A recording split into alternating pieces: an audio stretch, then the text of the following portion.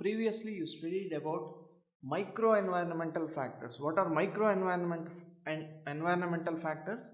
Which are general to the particular industry wherein an organization is conducting business.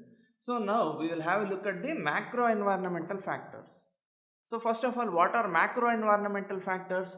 Macro environmental factors are those factors which are absolutely outside the control of the company and affect all the company's activities directly or indirectly. So now we will see how it affects the company activities directly or indirectly. So first one is social, cultural and demographics. This is the first macro environmental factors which affect a business.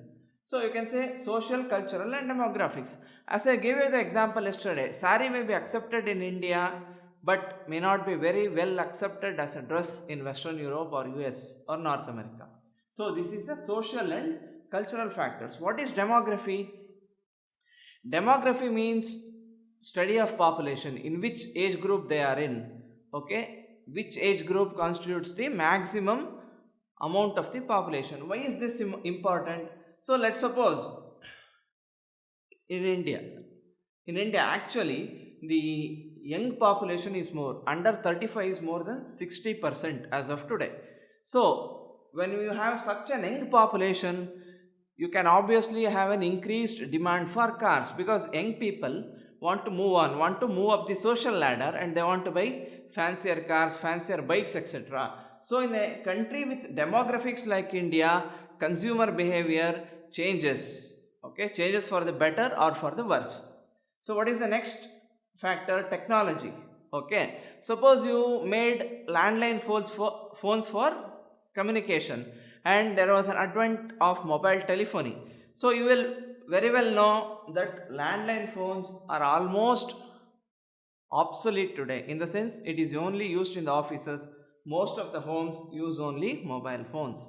So if you are making landline phone units, you had to shift to mobile phones or you were obsolete. So technology is another macro environmental factor. Economic conditions. Okay, see, when the economy is going well, so when you are running say 1 lakh per month, you will go and take a cab instead of hiring an auto or a bus.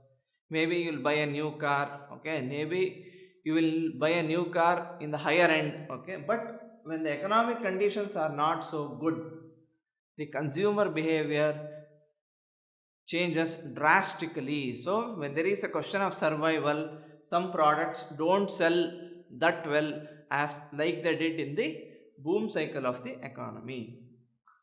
And next comes ecology and physical. So you might have observed winters are getting warmer in India. Okay, in some places people are even calling winters absent.